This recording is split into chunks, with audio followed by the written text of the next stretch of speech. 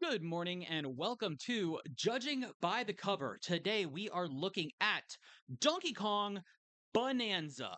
Now, I know a lot of times I have been avoiding doing first party like big AAA titles on here. I do have a penchant for enjoying a lot of indie games, especially, the smaller budget, small studio kind of things, but I feel like I just needed to look at this because the visuals are freaking spectacular. Now, there are some bonus points and some negative points that I have for this that I've looked at so far. So we're just going to jump right in and look at Donkey Kong Bonanza based on the Nintendo Shop's store page because this is judging by the cover. We are judging this game based on what they present to us on the store page, having never played this game before. On top of that, this game's brand new. Like a lot of people have maybe played this by the time this video comes out because a lot of people get these things at launch. But at the same time, there are going to be a lot of people who are missing out for one reason or another, be it price tags, scheduling, or people that just don't have a Switch 2. So, looking here, we explore a vast underground world by smashing your way through it. Bash through just about anything that with the raw power of Donkey Kong, crash through walls, carve tunnels with your fists, punch straight down into the ground, that goes against Minecraft rules, and even tear off chunks of terrain to swing around and throw in groundbreaking exploration. The more you smash, the more areas open up for you to move through.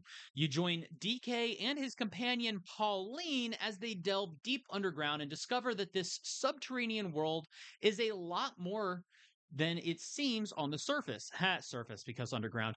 Uncover a variety of environments such as arid canyons, lush forests, and frigid tundra as you peel back the world's layers. Now, just taking a brief moment here to note that you're going through a bunch of underground areas, but each zone is kind of its own biome, which is kind of interesting to see in a cavern type of setup.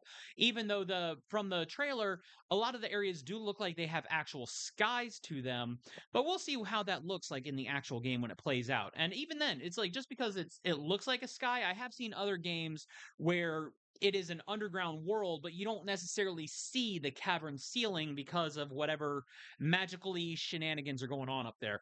So you pair up with Pauline to use the powerful Bananza transformations. Pauline is a talented young singer looking to find her way back to the surface, and her singing can empower Donkey Kong with Bananza transformations. Each transformation has its own signature strengths. You can smash through the toughest obstacles with the raw strength of Kong form, gallop with incredible speed as a zebra, and more. We do see in the trailer there's also an ostrich, but hopefully there's more than just those three transformations for more variety gameplay. You can team up with a friend in two-player co-op to dive into the underground world as Donkey Kong and Pauline. The second player can blast foes and terrain alike with the power of Pauline's voice as you explore together. Now that's kind of a cool and interesting thing there. That reminds me of Mario Galaxy, where you could have a second player controlling the Luma shooting starbursts, which was a cool little thing, even though it doesn't really seem to offer much to the second player since you're basically just a shooter at that point. The planet core is said to have the power to grant any desire, and Void Kong, the ruthless head of the greedy Void Company, will stop at nothing to reach it and claim all the world's riches for himself. Donkey Kong and Pauline have other ideas, but if they're going to get their wishes granted, they'll have to beat Void Kong to the punch. So of course, you have your villain in there, which is inserted basically just for this game's plot. But for a Donkey Kong game, that's really all you need as far as plot and lore, I feel like. Join DK and Pauline in an absolutely bananas, action packed journey as you smash your way to the planet core. So, of course, that is how it goes about this. You're going to the planet core, trying to get your wish granted. The graphics, just the cover art alone, already screams just absolute vibe of what to expect here. I do love that the look of it is basically kind of a prequel setup with Donkey Kong and Pauline apparently having this bond, this friendship bond that almost looks like a kind of surrogate or adoptive big brother young sister kind of situation, not in that weird anime way. Lord, no, not in that weird anime way, especially because he's a freaking gorilla. But anyway, I digress with that. It does kind of add an interesting dynamic where if this is supposedly a prequel to the entirety of the Donkey Kong versus Mario kind of situation, dating all the way back to arcade cabinets and the NES, it'd be like, oh, that kind of paints it in a whole different light where Donkey Kong taking Pauline up the scaffolding with Jumpman trying to reach was like maybe just an overprotective big brother trying to keep Jumpman from reaching Pauline. We do have the trailer goes through all of the information about the transformations. We do get a little bit of a selfie thing here with a cool little forest motif in this biome. We see the Kong transformation just smashing here. The zebra running over the water, doing a whole little Sonic the Hedgehog spiel here. We have apparently segments where you have jet propelled rhinos from classic Donkey Kong with Diddy and Dixie as well. I'm actually kind of surprised I don't see Kitty Kong in here. Although I guess if Kitty Kong maybe isn't born yet, since this is a whole prequel situation, which kind of begs the question: how old are all of the characters here? Although, like I said, it's a Donkey Kong game. Lore continuity, I feel like, is secondary here. What matters most is that the game looks absolutely fun.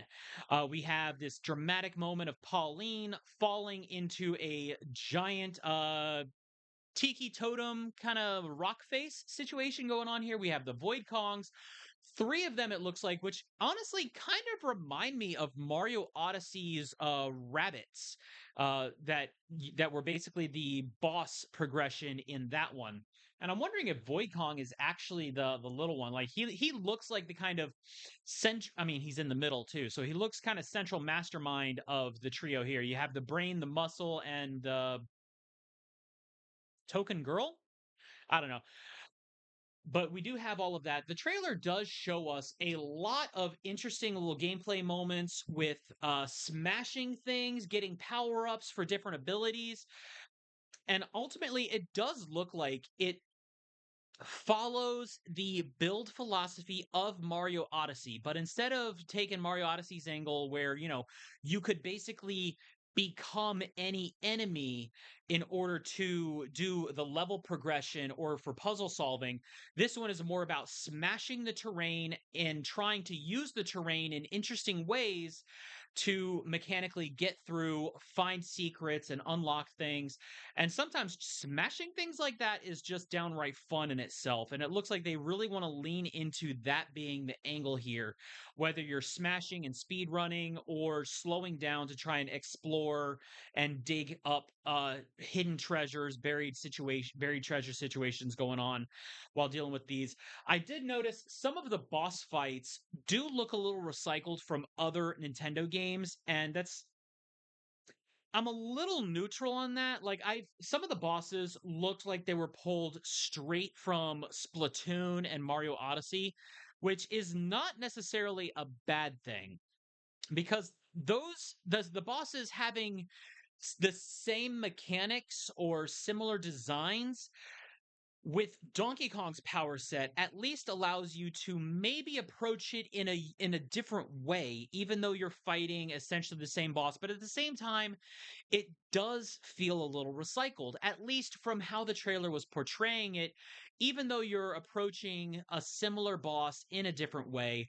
Although I know Nintendo does have a bit of a history of that, where they might have a lot of situations where you're fighting similar bosses from other games, just with different power sets. And sometimes, like I said, that's not necessarily a bad thing. Trying to figure out how to best utilize your new power set to approach an old situation can be interesting, but I am hoping that not all the bosses are like that. They do have like the information said and the trailer showcases, there is a lot of stuff going on there to give us an idea of what we're looking at here. And frankly, this is something that I think I am looking forward to. You do have, your main Donkey Kong situation going here, all that kind of fun stuff. the smashing and now Donkey Kong has largely been a collectathon, especially in its 3D situation. So I am kind of interested to see what kind of dramatic dynamic we have with Pauline here. Pauline being a focus of Donkey Kong's transformations does seem like an interesting angle to go here. They could have just easily just made it a, oh yeah, you get your power-ups and you go, but with the power-ups being attached to Pauline being a shoulder rider for Donkey Kong, it I'm hoping that it opens up the avenue to have segments where maybe Pauline and Donkey Kong get separated, kind of the way how in Mario Sunshine, Mario gets the flood stolen for certain special stage areas, and you have to get through using only Mario's power set without the water pump of the floods being added to your kit. So that'll be an interesting thing to see. And then maybe, as you do extra trials and unlock things, that'll be a fun little thing. If people do want to see this coming through on our channel, by all means, let me know. This is something that even at $70, I am leaning more towards the side of getting this. I think I'm listing this as a 9 out of 10 on the store page. For those reasons mentioned before. It looks gorgeous. It looks like it follows the philosophy, like we said, of Mario Odyssey, where it focuses on approaching the world in a fun new way to use your power set for exploration and treasure collection, where the negative points are potentially there with the a little bit of recycled bosses, not necessarily recycled level design. The levels that we do see between the trailer and the screenshots do look incredible. They look like they have their own unique space to them with their own means of exploration. The whole smashing through everything is just absolutely a beautiful motif to take, especially with when it looks like, you have enemies that you can just outright punch yourself. Other enemies might actually require you to use the terrain to your advantage in case, like the spiny enemies we saw in the trailer, or some enemies might have to be approached more strategically when it's Donkey Kong. You don't want to approach strategically. You want to just smash everything in the face. So I am kind of interested. I'm hoping that the potential, I see a lot of potential, and I'm hoping that the payoff is there. But because of that potential alone from what we've seen, I think we do have a lot of room to be hopeful for this. So like I said, 9 out of 10. The most negative point would be, I think, the recycled bosses, but again, that's not purely a bad thing. Maybe you can approach them in a new, unique way. The Pauline dynamic adds potential for hopefully Pauline and Donkey Kong being separated for segments so that, you have to go through with a more limited power set. The worst of the worst, though, I think that knocks it down to that 9 from being anything higher is not even the $70 price tag, but the fact that it is a Switch 2 game, and the fact that not everybody will have access to it right away because people are still kind of clamoring to get those Switch 2s as they release. I was fortunate enough to manage to get one on hold for myself on a restock at my local shops. Um, but that said, we do have a lot to look forward to. The power sets look incredible. I'm hoping that there is more than the ostrich and the zebra, although those do look like they add quite a bit of exploration to itself, being like, maybe a whole little Sonic slash Knuckles kind of situation, since one is speed, one is flight with a little bombing potential in there. Um, Honestly, this does make me kind of want to replay Mario Odyssey, and that might be a thing I work on while I'm waiting for this to come out. Now, that is to say, I am recording this before it comes out because the store page is already there. But for those of you who have played it at the time of this release, let me know what you think, and if you think that I should go ahead and snap up this purchase, because even at full price, it it looks like the kind of game that is going to give a lot to go with here. It gives you a lot of progression, a lot of just spectacular visuals. The characters look like they have a lot of style to them, and I am genuinely there. You can see the characters. If anybody has played Splatoon, they probably recognize some of those boss movements. But that's again, I've rambled on and gushed enough about this. Let me know in the comments what you guys think. If this is something that you've snapped up, you've played a little bit and gotten an impression of already, or if you're still on the fence or looking forward to it, let me know what you think. And like I said, I am leaning more on the side of getting this. I don't buy a lot of games at full price. This might actually be one that I snap on.